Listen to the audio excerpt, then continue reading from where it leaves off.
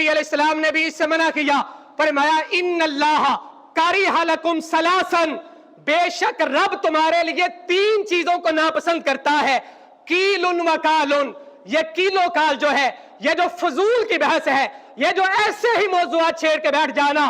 फिर फरमाया व कसरतुस सवाल, एक सवाल वो होता है कि जो बंदा इल्म के लिए करता है, एक सवाल वो है कि आप किसी आलिम से नमाज के बारे में, किसी से रोजे के बारे में, किसी से ज़कात के बारे में, जन्नत और जहन्नुम के बारे में।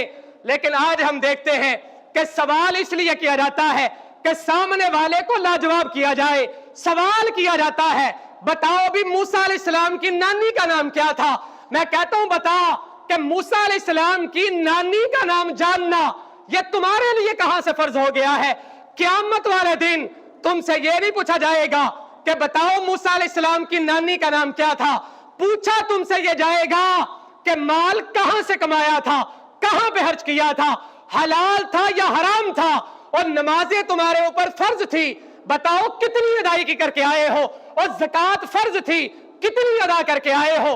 ये चीजें अल्लाह के नबी अलैहिस्सलाम ने हमें फरमाया कि रब पसंद नहीं करता कि फजूल सवाल किए जाए।